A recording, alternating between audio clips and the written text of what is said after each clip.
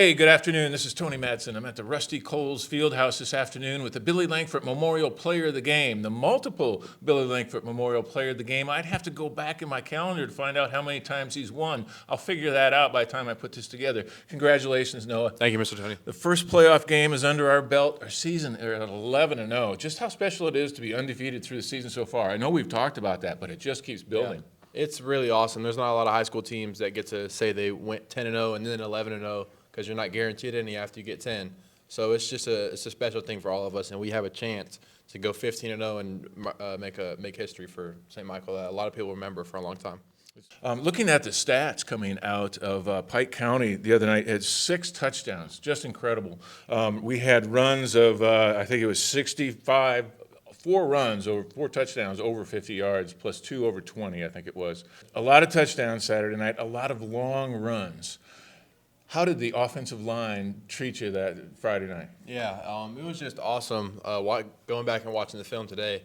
And I had watched the film on my own. You can kind of just tell that everybody was dialed in. I mean, the receivers were blocking. You know, anytime you have receivers on the backside of a play getting pancake blocks, that you've got something good going on. So I think that the stats, my stats, even though they go in as my stats, I think that's just a testament to our whole team and how well we were dialed in for the run game that game. From a running back standpoint, could you just feel that game in your hands as you kept going on throughout the night? I think a bit. It's interesting. Actually, going into the game, I did not feel good. I did not feel how I normally feel before game. I thought I wasn't good. Like, it just didn't. I felt like gross. And then that broke that first play, and it kind of snapped me out of it. And I think as the game went on, I think I kind of saw that, like, you know, this is a running type game. They can't stop the run game. We are blocking them. They can't not get blocked by us. So that's just what we had to do to win, and we did it. It was a kind of an odd start to the game with just one rush from us and in the end zone, and they didn't even get to line up on offense, and they were in the end zone. That dude so was 14 fast. seconds gone in the game, and it's tied at 7-7. Yes, so a little bit of an odd start that left people kind of on the edge of their seat until the next time they put it in your hands, and then we're running down for 46-yard touchdown, I think shortly after that. So it was as the game kept going. You know, it's one of those games where if it's working, don't stop. Mm-hmm. Is that way you felt as well? Just keep giving it to? I was more so just in the mode of whatever we have to do to win. I wasn't expecting to get that many yards. I didn't know how many yards I had going into halftime. It was kind of just, you know, put your head down and work type of thing. A lot of people will say that that's a great night to have such a great game when your quarterback doesn't have such a good game. But I think that was really only statistically. The quarterback still, Gunnar Rivers, played very smartly. Mm-hmm. He put the ball out there in a lot of places and not necessarily completed every pass he put out there, but he was very smart with the ball and put some away that maybe didn't didn't help those statistics either. Right. So I still think it was very well balanced throughout the night, even though from a stat standpoint, Gunnar threw for like less than 200 yards. Yeah, and I think that that's just a testament to Gunnar as a player. I mean, there's going to be some games where a quarterback is not spinning out of his hand perfectly, and if you go back and watch it, he was throwing some of the long go balls he missed on. They were good throws. Mm-hmm. It just didn't work out. There's multiple factors that go into that. So I think that's just a testament to, you know, he really is like an intelligent quarterback, because a lot of times that matters more than making every single good throw. If he makes a bunch of good throws and then gives them 4 turnovers, that's going to kill us. So, yeah. Yeah, it turns out to be, like I said, a very good night, even though less than 200 yards. Like you said, it started out after that first run feeling like a rushing game and just continued after that. When we take a quick look at your season stats, let me pull those up. From a season perspective, and when we won't talk rushing, you mentioned that you were down a little bit over the previous year, but we've got so many receivers to choose from this year. I don't think that's a problem. But we're looking at 173 attempts on the through 11 games, 1,824 yards. That's a 10.5-yard average. You had a long of 71 yards. I want to remember that back to John Carroll. Yes, sir.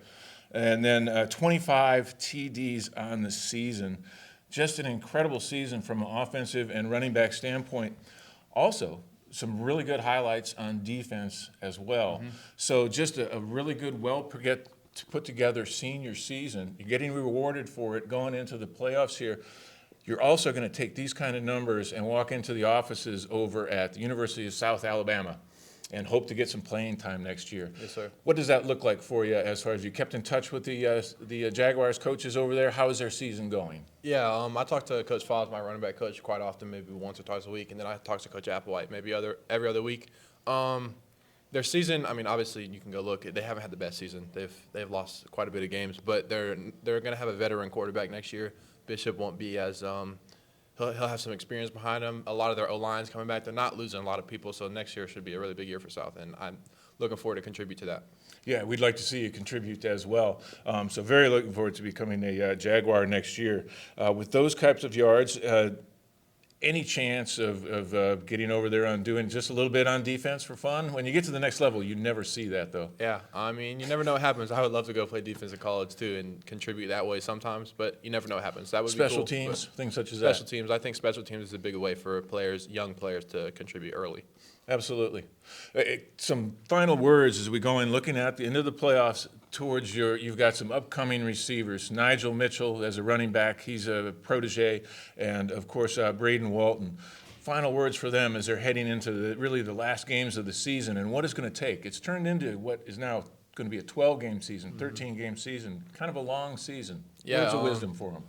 I mean, I've gotten real close with them, and I'm glad to have been able to play with them this last season of mine, and I hope that I've influenced them in good ways. They've definitely influenced me in good ways, and they're both really talented players and will be really, really, really talented players in the years to come.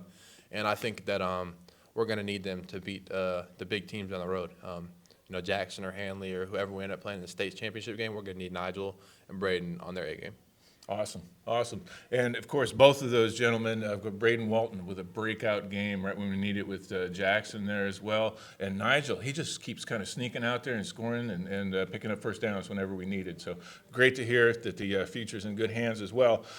We make our playoff run. We got 4 games left for a state championship. Our first-round playoff win was a big win for your St. Michael Cardinals. Put them at 11-0. The Billy Lankford Memorial, the player game again. Noah Moss. Congratulations, Noah. Thank you, Mr. Good Tony. luck. Yes, sir.